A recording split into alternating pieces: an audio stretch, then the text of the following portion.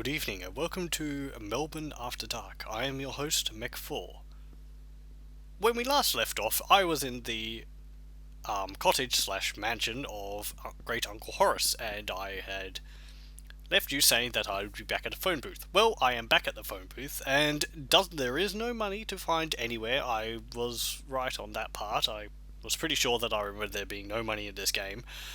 However, with the phone booth, you just have to walk into it far enough, and it automatically starts ringing the phone. You pick up the phone and dial the emergency number for the police. Pardon me. Hello, this is the local police. Officer Higgins at your service. How may I help you? You explain the situation to Officer Higgins in great detail. After you finish, he says, "A murder, eh? Very well. Listen, I can't come over right now since I'm rather busy on a case. I'll meet you in the living room at the house at 6 o'clock, okay?" You agree and put the phone down, but how to get to the living room? On an impulse, you pick up the phone again and start to dial the first number that comes into your head. Realizing that would be rather futile, you hang up the phone again.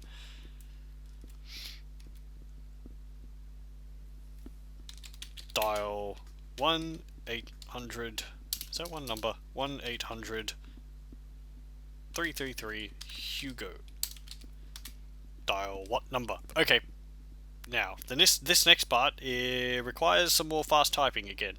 1-800-333 Hugo. Ooh, you feel a strange sensation as the walls of the phone box grow hazy and seem to recede. You hear a strange pulsating, throbbing noise and your head starts to spin. If you didn't know better, you'd say the phone booth appeared to be in motion. Eventually the throbbing stops and a feeling of motion ceases. You gingerly peer out of the door. Shoot. Robot. Pyoing! Sheesh, you missed! No, wait, a lucky shot. It bounced off the rock and struck home. Nice shooting, partner. Oh my, what's this? The strange man introduces himself. I am the Doctor. Doctor who, you ask? Never mind, he replies. I want you to take this for saving my life. He hands you a curious device which he describes as a sonar screwdriver. It may come in handy sometime. Now please, return the way you came. Goodbye and good luck.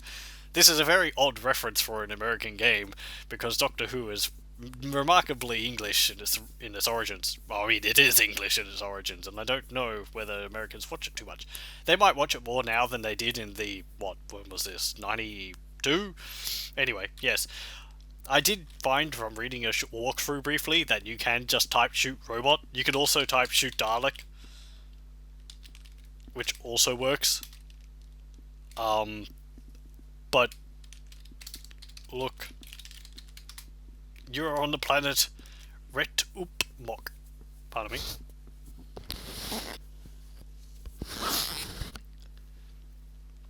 Yes, which is it's computer backwards.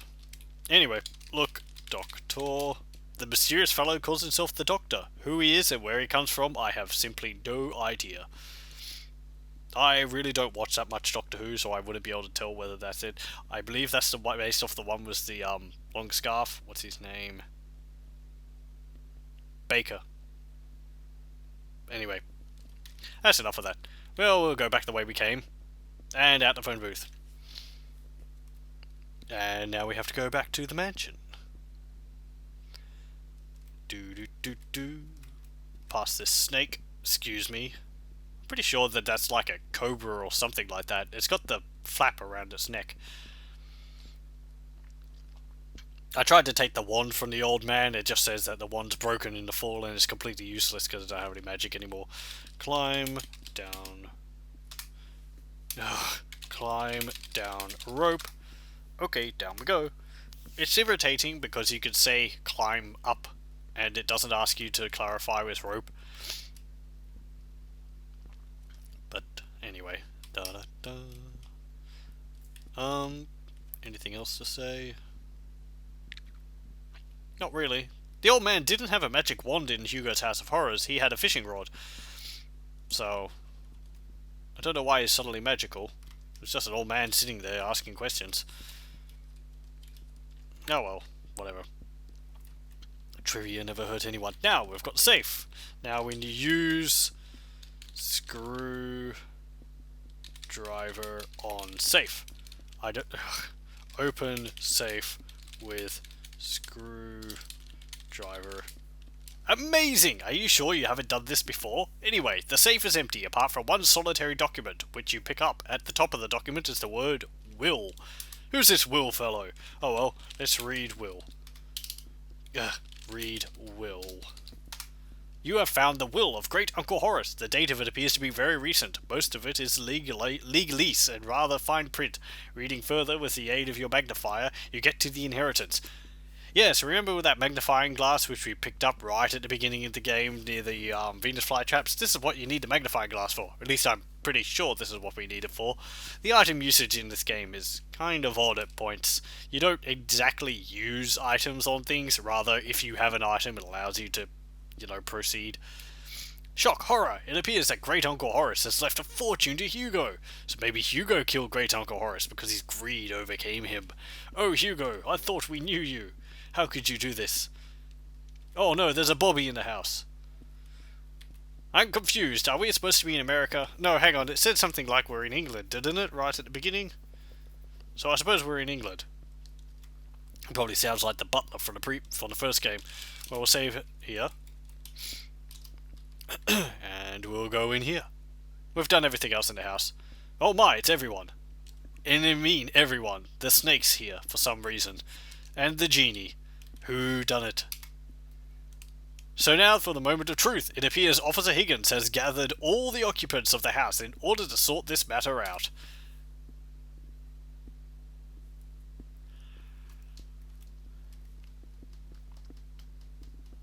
Is anything going to happen? Yep, he speaks to you. Well now, since we can't find Great Uncle Horace, we really can't prove that what you say is true. He looks around at the others and continues. Since there are apparently no other witnesses, we really don't have much to go on. You interrupt Officer Higgins excitedly to tell him that you think you know who the killer is. Suddenly everyone in the room goes quiet. Higgins' eyes open wide. He looks at you with a curious expression. Well then, Penelope, we're all waiting. Perhaps you would like to tell us the name of the killer. Well, who done it?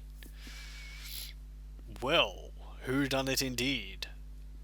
I don't know whether there's a particularly right answer to this, but I'm going to type nobody. Cousin Harry shouts out, Brilliant! Brilliant! You have successfully deduced who the killer was. You see, as soon as you told me what happened, I realized I knew all along, but I never thought you'd guess. So after the feat of deduction, you should find a final piece of cake. We return to Hugo for the final conclusion of the story.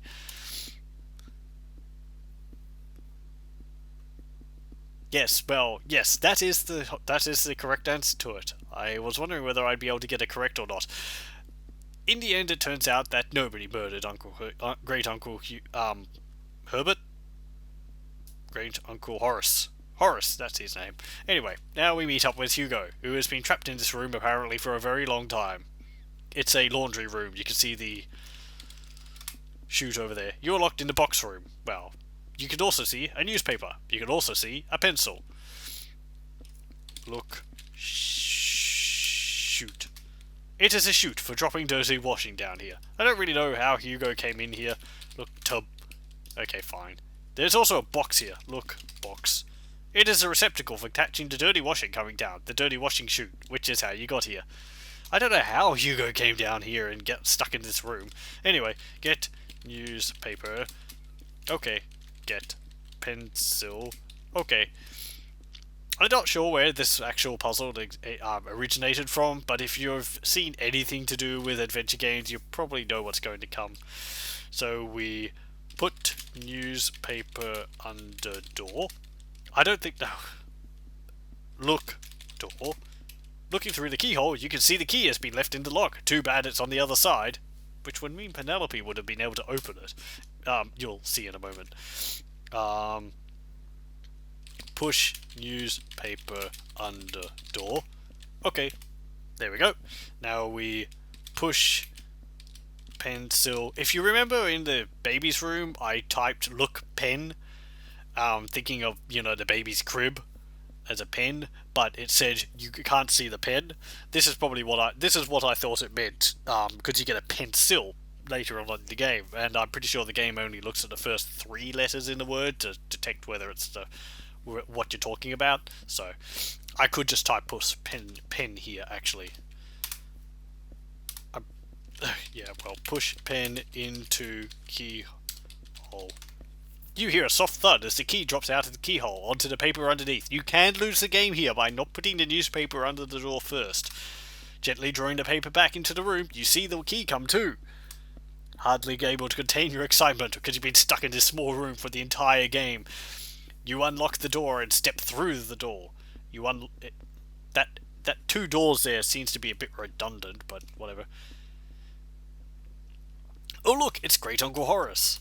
He greets you. Oh, there you are, my boy. Where on earth have you been hiding, eh? I've been searching high and low for you. I've a favour to ask. I've been rehearsing my new play up in my study with your cousin Harry. Trouble is, Hugo, we're a bit stuck on the murder scene. I play the victim and Harry plays the murderer, but we need someone to play the part of the investigator. I was rather hoping you'd help. Drop, matches. You don't have it. Drop. You can drop items there. That's what I remember as a kid. I would drop a path of items all the way leading up to the wall there. Anyway, and they walk into the wall, and the end comes. The end. Till we meet again. And thank you for playing. Don't forget to register to obtain your free hint booklet. Free self-running version. Self-running version? Really? Free Hugo's House of Horrors, original 3D adventure game. Register by sending $20 to David P. Gray, blah blah blah. Okay, well, that was Hugo's House of Horrors, a very abrupt ending. You can see what I mean by that game is bigger than the previous one. I do think that game is the best out of all of them. That may not be saying much, but it has a certain charm to it, and because of the larger environment, it always allowed the imagination of a young child to run more rampant in it. You can see I had stronger feelings for that one with me being scared of the snake and the maze and the cook, but well, the overactive imagination of a 4-year-old, 5-year-old, I must have been around that time. Anyway, there's only one more to go in this series, and that one is probably the shortest of all of them. Or at least it's not that much longer than the first one. It has the most obtuse puzzles in it, I think, as well as some odd things which I'll share with it. But it certainly isn't that complicated once you know what you're supposed to do. So anyway, that was Hugo to Whodunit. I was your host, Mech4, and I will see you next time. Farewell, have a good night.